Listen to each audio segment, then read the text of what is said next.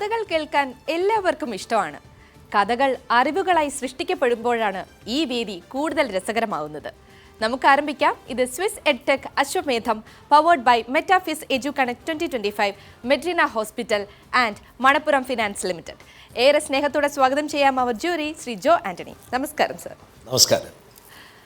കഥകൾ പറയാൻ, അറിവുകൾ നൽകാൻ നമുക്ക് സ്വാഗതം ചെയ്യാം അവർ grand master GS Pradeep.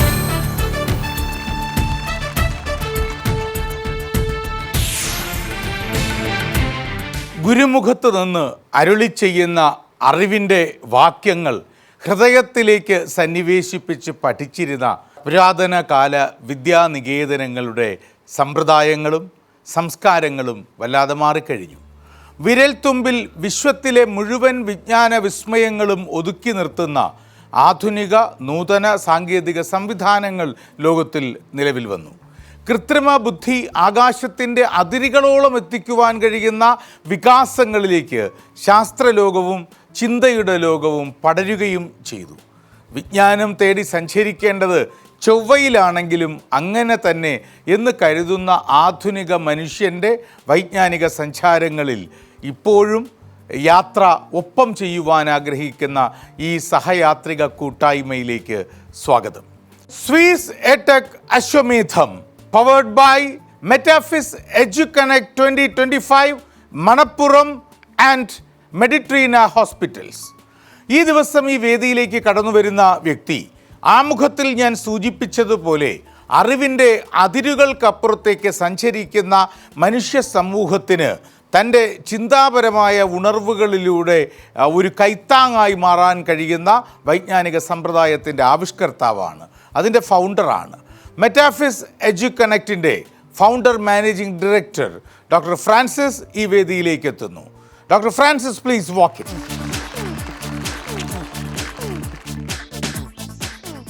മെറ്റാഫിസ് EduConnect. Yes sir. Thiruvananthapuram ജില്ലയിലാണ് താങ്കൾ ജനിച്ചത്. പക്ഷേ കേരളത്തിൽ ഇപ്പോൾ സെറ്റിൽ ചെയ്തിരിക്കുന്നത് മധുര നഗരമായ കോഴിക്കോടാണ്. യെസ്. മിഡിൽ ഈസ്റ്റിലാണ് പ്രവർത്തനങ്ങൾ കൂടുതൽ ഫോക്കസ് ചെയ്തിരിക്കുന്നത്. പ്രവാസി വിദ്യാർത്ഥികളാണ് പ്രധാനമായും അതിൻ്റെ ഗുണഭോക്താക്കൾ, അല്ലേ? തീർച്ചയായും തീർച്ചയായും. പറയൂ മെറ്റാഫിസിനെ കുറിച്ച് കൂടുതൽ കാര്യങ്ങൾ. ഒരു 15 വർഷമായിട്ട് അബുദാബിയിലാണ് സെറ്റിൽ. അബുദാബിയിൽ അധ്യാപനമായിട്ട് ആണ് എത്തിച്ചേർന്നത്. അതിനുശേഷം അധ്യാപനത്തോട് ഒപ്പം കരിയർ കൗൺസിലിങ്ങിനുള്ള ഓപ്പർച്യൂണിറ്റിയും കൂടി കിട്ടി. അവിടെ നിന്ന് സ്കൂളുകളിൽ തന്നെ കരിയർ ഫെയറുകൾ ഓർഗനൈസ് ചെയ്തു തുടങ്ങി. അവിടെ നിന്നാണ് ഈ മെറ്റാഫിസിൻ്റെ ഒരു ഉദ്ഭവം. അപ്പം സ്കൂളുകളിൽ നമ്മൾ ഇന്ന് അതിനുശേഷം ഇതിനോടനുബന്ധിച്ച് തന്നെ PhD ചെയ്യാനുള്ളൊരു ഭാഗ്യമുണ്ടായി. കാരണം career development adolescence youth in Kerala അതായിരുന്നു ടോപ്പിക്. അത് ഒരു 5 വർഷം എടുത്തുവെങ്കിലും കേരളത്തിലെ ഈ സ്കൂളുകളും കോളേജുകളിലും വന്ന് അതിനെക്കുറിച്ച് പഠിക്കാനും കരിയർ ഡെവലപ്മെൻറ്റിനുള്ള ഓപ്പർച്യൂണിറ്റീസ് എത്രത്തോളം നമ്മുടെ കേരളത്തിൽ ഉണ്ട് എന്നുള്ളതും എത്രത്തോളം ആവശ്യമാണെന്നുള്ളതും അതിനുള്ള പഠനം നടത്താനും ഭാഗ്യമായി. അവസരങ്ങൾ നിരവധിയാണ്. തീർച്ചയായും. പക്ഷേ താങ്കൾ സൂചിപ്പിച്ചതുപോലെ കൃത്യമായ കരിയർ തിരഞ്ഞെടുക്കാൻ ഒരാളെ സഹായിക്കുക എന്നതാണ് പ്രധാനം. തൊഴിലില്ലായ്മയ്ക്ക് 2 മുഖങ്ങളാണുള്ളത്. ഒന്ന് ആക്റ്റീവ് അൺഎംപ്ലോയ്മെൻറ്റ്, ഒരു തൊഴിലും ലഭിക്കാത്തൊരവസ്ഥ. മറ്റൊന്ന് അതിനേക്കാൾ അപകടകരമാണ് എന്നാണ് എൻ്റെ പക്ഷം. അത് ഒരു തരത്തിൽ പാസീവ് അൺഎംപ്ലോയ്മെൻറ്റ് തന്നെയാണ്. അതായത് അഭിരുചിയിൽ നിന്ന് തീർത്തും വ്യത്യസ്തമായ ഒരു തൊഴിലിൽ ഏർപ്പെടാൻ നിർബന്ധിതനാവുക എന്നത്. ലോകത്തിലെല്ലാ മനുഷ്യരും സീബ്രകളെ പോലെ സ്വന്തമായ സീബ്ര ലൈൻസ് ഉള്ള, സ്വന്തമായ പൊട്ടൻഷ്യലുള്ളവരാണ് എല്ലാവരും, അല്ലേ? Nobody is A useless person, somebody may be used less. അപ്പോൾ അവരുടെ കൃത്യമായ അഭിരുചി കണ്ടെത്തി അവർക്ക് ഏറ്റവും കൂടുതൽ ഇണങ്ങുന്ന കരിയർ ഏത് എന്ന് മാർഗനിർദ്ദേശം നൽകാൻ, അവരുടെ ജീവിത വീതിയിലെ ടോർച്ച് ലൈറ്റ് ആകാൻ മെറ്റാഫിസിന് കഴിയുന്നു എങ്കിൽ തീർച്ചയായും താങ്കൾ അഭിനന്ദനം അർഹിക്കുന്നു. ആശംസകൾ, അഭിവാദ്യങ്ങൾ. കുടുംബം? ഭാര്യ, 2 മക്കൾ. ഭാര്യ ഷാരോൺ സണ്ണി കമ്പനിയിൽ വർക്ക് ചെയ്യുന്നു. She's one of the director. ഒരു ആൺകുച്ച്, ഒരു പെൺകുഞ്ഞ്. ഐറിൻ ഫ്രാൻസിസ് ഗ്രേഡ് 5 സ്റ്റഡി ചെയ്യുന്നു. Aaron grade 2. അപ്പോൾ ഐറിനും ആരോണും ഒക്കെ ഇത് കാണുകയാണെങ്കിൽ എല്ലാവർക്കും ഞങ്ങളുടെ ഷാരോണിനും ഞങ്ങളുടെ ആശംസകളും അഭിവാദ്യങ്ങളും അറിയിക്കുക. തീർച്ചയായും. ഏപ്രിൽ മാസത്തിലാണ് കേരളത്തിൽ 8 നഗരങ്ങളല്ലേ? 7 നഗരങ്ങൾ. 7 cities in കേരള. യെസ്. കേരളത്തിലെ പ്രധാനപ്പെട്ട 7 നഗരങ്ങളിൽ മെറ്റാഫിസിന്റെ എക്സ്പോ അല്ലേ, എന്താണ് നിങ്ങൾ പേരിട്ടിരിക്കുന്നത്? Edu connect. 7 നഗരങ്ങളിലെ വിദ്യാർത്ഥികളെ ചിന്തയുടെ മേഖലകളിലേക്ക് കണക്ട് ചെയ്യുന്ന, ഉന്നത വിദ്യാഭ്യാസത്തിൻ്റെ ഉപരിപഠനത്തിൻ്റെ സാധ്യതകൾ അവരുടെ മുമ്പിൽ കൃത്യമായി അടയാളപ്പെടുത്തുന്ന എഡ്യു കണക്ട് എന്ന സീരീസ് ഓഫ് ഫെയർ ഏപ്രിൽ നടക്കുകയാണ്. ആശംസകൾ. പരമാവധി വിദ്യാർത്ഥികൾ ഈ അവസരം വിനിയോഗിക്കാനും പുതിയ അറിവുകൾ, പുതിയ ഇൻസ്പിറേഷനുകൾ സ്വന്തമാക്കാനും പുതിയ കരിയർ മാർഗനിർദ്ദേശങ്ങളിലൂടെ തങ്ങളെ സ്വയം അസസ് ചെയ്യാനും മെറ്റാഫിസിൻ്റെ എഡ്യു കണക്ട് അവർക്ക് വേദി ഉണ്ടാക്കട്ടെ. അശ്വമേധം കാണാറുണ്ടായിരുന്നു ശ്രീ ഫ്രാൻസിസ് വർഗീസ്? നേരത്തെ സ്ഥിരമായി കാണാറുണ്ടായിരുന്നു. ഇപ്പം തിരക്ക് കാരണം ചില സമയത്ത് നടക്കാറില്ല പ്രോപ്പർലി. ഇപ്പോൾ പഠിച്ചതൊക്കെ എവിടെയാണ്? പഠിച്ചത് Calicut saint Joseph boys higher secondary school. അപ്പോൾ തിരുവനന്തപുരത്ത് ജനിച്ചു എന്നേ ഉള്ളൂ? ജനിച്ചതേ ഉള്ളൂ. പഠിച്ചതൊക്കെ കോഴിക്കോട് തന്നെ? സെൻറ് ജോസ് സ്കൂൾ, പിന്നെ S N college, Malabar Christian college, Annamalai university, local university, MG university. ഒരു 3 PG ചെയ്യാനുള്ള ഒരു ഭാഗ്യം ഉണ്ടായി. ഏതൊക്കെയായിരുന്നു PG? Master in social work, MSc in mathematics, MD master in education, then PhD. ഓ, അപ്പോൾ പെഡഗോഗിയിൽ, മാത്തമാറ്റിക്സിൽ, സോഷ്യൽ വർക്കിൽ 3 ബിരുദാനന്തര ബിരുദങ്ങൾ. അപ്പം PhD in social work. Social work. അപ്പോൾ ഇതിൽ നിന്നുള്ള ഒരു ഡെവലപ്മെൻറ്റാണ് നമുക്ക് കരിയർ ലാബ്സ് സ്കൂളുകളിൽ സെറ്റ് ചെയ്യാൻ ഉള്ളത്. അപ്പോൾ അപ്പം UAE സ്കൂളുകളിൽ നമ്മൾ കരിയർ ലാബ് സെറ്റ് ചെയ്യുന്നു. ഇതിനോടനുബന്ധിച്ച് തന്നെ ഇപ്പം കേരളത്തിൽ നമ്മൾ സ്കൂളുകളിൽ കരിയർ ലാബുകൾ സെറ്റ് ചെയ്ത് തുടങ്ങി.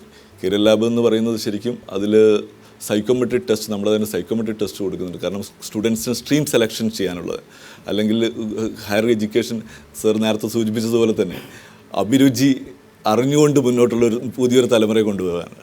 അതോടുകൂടി തന്നെ നമ്മൾ യൂണിവേഴ്സിറ്റിയിൽ അഡ്മിഷൻ പ്ലാറ്റ്ഫോം സപ്പോർട്ടിങ് കൊടുക്കുന്നുണ്ട്. സ്കൂളുകളിൽ, പല സ്കൂളുകളിലും ഒരു കരിയർ കൗൺസിലർ ഇല്ല. അവിടെ നമ്മളൊരു എക്സ്റ്റേണൽ കരിയർ കൗൺസിലർ നമ്മളൊരു സപ്പോർട്ട് കൊടുക്കുന്നു. പിന്നെ ഇൻ്റർനാഷണൽ യൂണിവേഴ്സിറ്റീസിലെ fairs we organising in the schools. പിന്നെ ഒരു ഇൻ്റർനാഷണൽ പ്ലേസ്മെൻറ്റ് സെൽ. അങ്ങനെ സ്കൂളിൻ്റെ ഈ കരിയർ പാർട്ടിന് ഒരു സൊല്യൂഷൻ എന്ന രീതിയിലാണ് മെറ്റാഫിസ് വർക്ക് ചെയ്യുന്നത്. ലോക വിദ്യാഭ്യാസത്തിലേക്ക് കുട്ടികൾക്ക് തുറന്നിടുന്ന ജാലകങ്ങളാണ്, വിൻഡോസ് ആണ് നിങ്ങൾ ഉദ്ദേശിക്കുന്നത്. തീർച്ചയായും. All the best. താങ്ക്സ്. ആരംഭിച്ചാലോ? ആദ്യത്തെ സെഗ്മെന്റിനെ കുറിച്ച് ചെറിയ ആശങ്കകളുണ്ട്. എന്താകുമെന്ന്? ആണോ? ഒന്നും വേണ്ട. 3 ബിരുദാനന്തര ബിരുദവും ഒരു PhDയും ഒക്കെ സ്വന്തമായുള്ള മെറ്റാഫിസ് എഡ്യു കണക്ട് എന്ന വൈജ്ഞാനിക വിദ്യാഭ്യാസ ഉന്നത പഠന സഹായ കേന്ദ്രത്തിൻ്റെ ഫൗണ്ടർ മാനേജിംഗ് ഡയറക്ടറായ ഡോക്ടർ ഫ്രാൻസിസിന് അനായാസമായി കണ്ടെത്താൻ കഴിയുന്ന ഒരു ഉത്തരത്തിലേക്കുള്ള സൂചനകളാകും ആദ്യ റൗണ്ടിൽ. താങ്കൾ ഉത്തരം കണ്ടെത്തും എന്നതിനേക്കാളുപരി താങ്കൾക്ക് വളരെ വളരെ വളരെ പ്രിയപ്പെട്ട ഒന്നാകും ആ ഉത്തരം എന്നും എനിക്കുറപ്പ്. തുടങ്ങാം.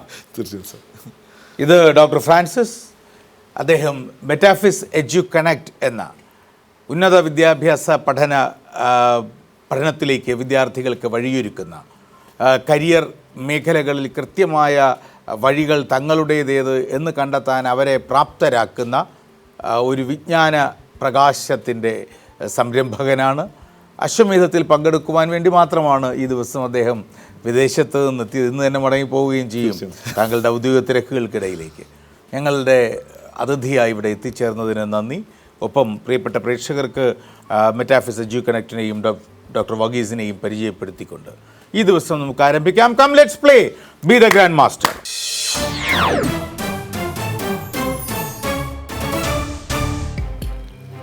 താങ്കൾ കണ്ടുപിടിക്കേണ്ട വ്യക്തിയെക്കുറിച്ച് സിനിമയൊക്കെ കാണാറുണ്ടോ?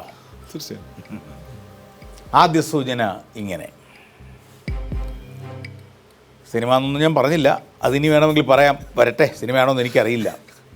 2001 പത്മശ്രീ, കൃത്യം 10 വർഷം കഴിഞ്ഞപ്പോൾ പത്മഭൂഷൺ, മറ്റൊരു 10 വർഷം കഴിഞ്ഞപ്പോൾ പത്മവിഭൂഷൺ. ഇവ നേടിയ ഒരു മനുഷ്യനാണ് അദ്ദേഹം. അടുത്ത ക്ലൂ. Next clue please. കടൽപ്പാലത്തിലൂടെയാണ് മലയാളത്തിൽ രംഗപ്രവേശം ചെയ്തത്. തേർഡ് ക്ലൂ തരട്ടെ. അദ്ദേഹം അഭിനയിച്ച ചില സിനിമകളാണ് കാതലൻ, തിരുട തിരുട ഗുണ അദ്ദേഹം അഭിനയിച്ച സിനിമകളിൽ ചിലതാണ്. ഇനി നമുക്ക് അദ്ദേഹത്തിൻ്റെ ശബ്ദം കേൾക്കാം. നാലാമത്തെ സൂചന ഹിന്ദിയിൽ കേൾക്കാം. तेरे मेरे बीच में कैसा है ये बंधन अनजाना. അദ്ദേഹത്തിൻ്റെ ശബ്ദം തമിഴിലൂടെ കേൾക്കാം. ഒഴുകിരതേ ഇതയം വരെ നനകിരതേ. പറയൂ സർ, ആരാണ്? SP Balasubrahmanyam. S P Balasubrahmanyam ശരിയായ ഉത്തരമാണ്. SPB അഭിനയിച്ച സിനിമകളാണ്. കടൽപ്പാലത്തിൽ അഭിനയിക്കുകയും പാടുകയും ചെയ്തുകൊണ്ടാണ് മലയാളത്തിലേക്ക് SPB കടന്നു വരുന്നത്. SPB അഭിനയിച്ച ചില സിനിമകളുടെ ചിത്രങ്ങളാണ് ഗുണയും കാതലിനും തിരുടയും അടക്കം കാണിച്ചത്. അദ്ദേഹം ഡബ്ബിംഗ് ആർട്ടിസ്റ്റ് എന്നുള്ള നിലയിലുള്ള സംസ്ഥാന പുരസ്കാരവും നേടി. ഒരു default dubbing artist for Kamal Haasan ആയിരുന്നു തെലുങ്കിൽ. ദശാവതാരം തെലുങ്കിൽ റീമേക്ക് ചെയ്തപ്പോൾ 10 കഥാപാത്രത്തിൽ 7 കഥാപാത്രങ്ങൾക്ക് ശബ്ദം കൊടുത്തത് SPB ആണ്. അദ്ദേഹം ഒരു മൾട്ടി ഫേസറ്റഡ് ജീനിയസ് ആയിരുന്നു. ആ കോവിഡ് എന്ന നോവൽ കൊറോണ വൈറസ് എന്ന മഹാമാരി നമ്മുടെ എല്ലാം ആഹ്ലാദ ലോകത്ത് നിന്ന് അപഹരിച്ചു പോയ ഒരു നക്ഷത്രമാണ് SPB.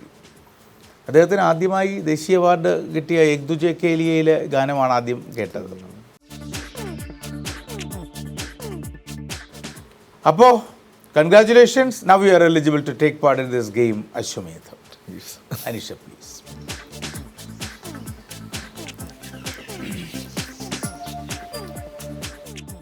എത്ര രാജ്യങ്ങൾ യാത്ര ചെയ്തു ഡോക്ടർ ഫ്രാൻസിസ്? 3 രാജ്യങ്ങൾ. അവിടെ മാത്രം ഒതുക്കി നിർത്തി. തുടങ്ങിയിട്ടുള്ളൂ. അപ്പോൾ എന്താ പറയുക, ഈ വിജയത്തിൻ്റെ കപ്പലിങ്ങനെ അതിൻ്റെ സെയിലിംഗ് ആരംഭിച്ചേ ഉള്ളൂ. ലോകത്തിലെല്ലായിടത്തേക്കും സഞ്ചരിച്ചെത്താൻ കഴിയട്ടെ അല്ലേ? തീർച്ചയായും. All the best. വിദേശ സർവകലാശാലകൾ ബ്രിട്ടീഷ് യൂണിവേഴ്സിറ്റീസുമായെല്ലാം ടൈഅപ്പുകളിലേക്ക് എത്തുന്നു അല്ലേ? തീർച്ചയായും. ശ്രീ ജോ ആൻ്റണി, ഡോക്ടർ ഫ്രാൻസിസ് വിചാരിച്ച പേര് ഇസ് ഇറ്റ് അപ്രൂവ്ഡ്? അപ്രൂവ്ഡ്. ആരംഭിക്കാം. ആദ്യത്തെ 10 ചോദ്യങ്ങളുടെ മേഖലയിലേക്ക് അങ്ങേ ക്ഷണിക്കുന്നു. യാഗം.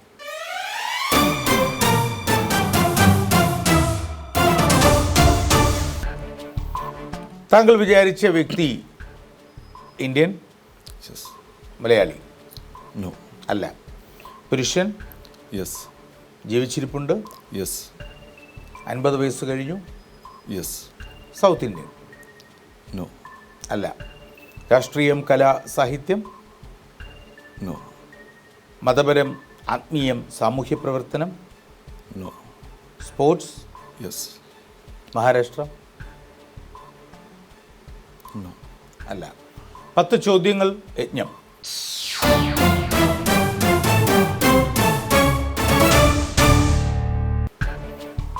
ബോൾ ഗെയിം, പന്ത് ഉപയോഗിച്ച് കളിക്കുന്ന ഒരു കളിയാണോ? Yes. Is it a big ball? No. ഒരു ടീം ഗെയിം? Yes.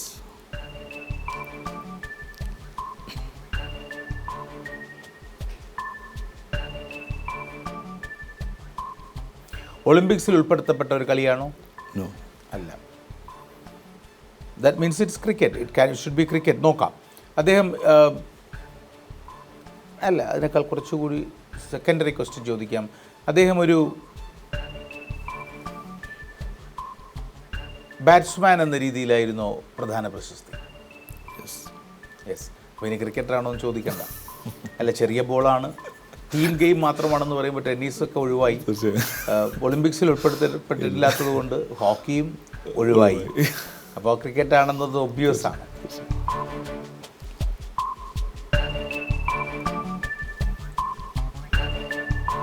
ക്യാപ്റ്റൻ ചെയ്തിട്ടുണ്ടോ ഇന്ത്യയെ? ഇല്ല. Yes. യെസ്. Yeah. 16 ചോദ്യങ്ങൾ, രാജസൂയം.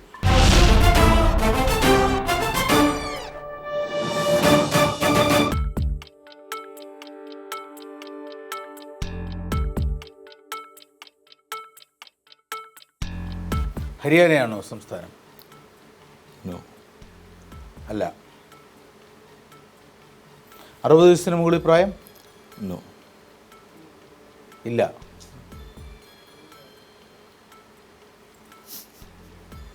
ലൈഫ് പാർട്ട്ണറിൻ്റെ പേര് ഡോണ എന്നാണോ?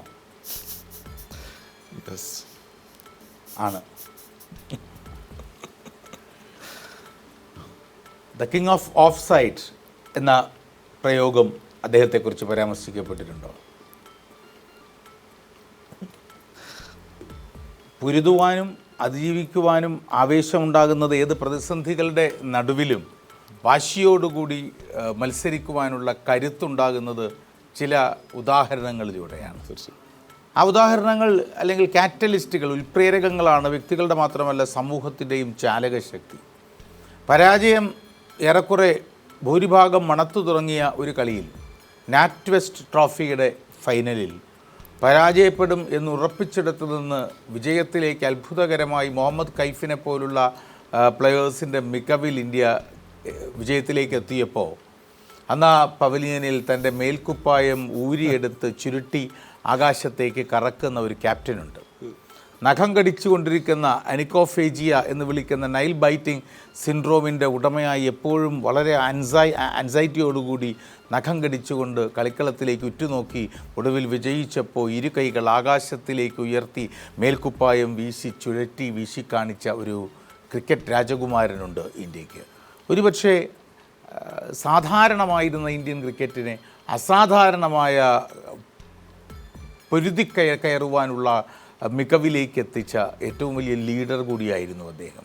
സൗരവ് ഗാംഗുലിയാണ് മനസ്സിൽ. സൗരവ് ചണ്ഡീദാസ് ഗാംഗുലി, ക്രിക്കറ്റ് താരം, മുൻ Indian team captain, cricket commentator, വിദേശത്ത് ഏറ്റവും കൂടുതൽ ടെസ്റ്റ് മത്സരങ്ങൾ ജയിച്ച ഇന്ത്യൻ നായകൻ എന്ന റെക്കോർഡ് പേരിലുള്ള ഇദ്ദേഹം എക്കാലത്തെയും മികച്ച ഇന്ത്യൻ ക്യാപ്റ്റന്മാരിൽ ഒരാളാണ്.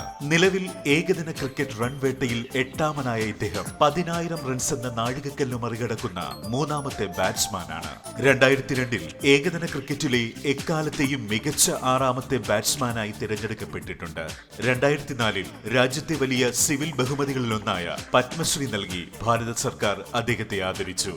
IPL ഒത്തുകളി വാതുവെപ്പ് അഴിമതികളുടെ അന്വേഷണത്തിനായി സുപ്രീം കോടതി നിയോഗിച്ച ജസ്റ്റിസ് മോദ്ഗൽ കമ്മിറ്റി അന്വേഷണ സമിതിയുമായി ബന്ധപ്പെട്ട പ്രവർത്തനങ്ങളിൽ സജീവമായ ഇടപെടലുകൾ നടത്തുന്നുണ്ട് ആരാധകർ സ്നേഹത്തോടെ ദാദാ എന്ന് വിളിക്കുന്ന സൗരവ് ഗാംഗുലി. ക്രിക്കറ്റ് ഇഷ്ടമാണ്? തീർച്ചയായും. കളിക്കുമായിരുന്നോ? തീർച്ചയായും. ബാറ്റ്സ്മാനാണോ? ബോളിംഗ് ഓൾറൗണ്ടറാണ്. ഇത് ഞങ്ങളുടെ സ്നേഹോപഹാരം. പ്രിയപ്പെട്ട പ്രേക്ഷകരെ, വരാനിരിക്കുന്നത് ഏപ്രിലാണ്. വല്ലാത്ത വേനലിൻ്റെ കാലമാണ് ഏപ്രിൽ. പക്ഷേ ഈ വേനലിനോടൊപ്പം തന്നെ ലോകമെമ്പാടുമുള്ള മനുഷ്യരുടെ മനസ്സിൽ പുതിയ പ്രതീക്ഷകൾ പകരുന്ന ഒരു കാലം കൂടിയാണ് ഏപ്രിൽ. നമുക്കൊക്കെ തന്നെ വരാനുണ്ട് ഒരു വിഷുക്കാലം കൂടിയെന്ന ഓർമ്മപ്പെടുത്തലും ഏപ്രിലിൽ തന്നെയാണ്. അത് പ്രതീക്ഷയുടെ, കാഴ്ചയുടെയും കണിയുടെയും കാലമാണ്. കേരളത്തിലെ 8-7 നഗരങ്ങളിലെ വിദ്യാർത്ഥികൾക്ക് അവരുടെ തുടർ വിദ്യാഭ്യാസ ജീവിതത്തെക്കുറിച്ചുള്ള പ്രതീക്ഷകൾ സൃഷ്ടിക്കാനും അവ യാഥാർത്ഥ്യമാക്കി മാറ്റുവാനുമുള്ള മുന്നൊരുക്കങ്ങളുമായി മെറ്റാഫിസ് ഏപ്രിൽ മാസത്തിൽ എഡ്യു കണക്റ്റ് കേരളത്തിലെ 7 നഗരങ്ങളിൽ നടത്തുന്നു. അതും പ്രതീക്ഷയാണ്, അറിവിൻ്റെ വിഷുക്കാലത്തെക്കുറിച്ചുള്ള പ്രതീക്ഷ. ശുഭരാത്രി. നിങ്ങൾക്കും അശ്വമേധത്തിൽ പങ്കെടുക്കാം. ബയോഡേറ്റ അയക്കേണ്ട വിലാസം ashwamedham@kairalitv.in.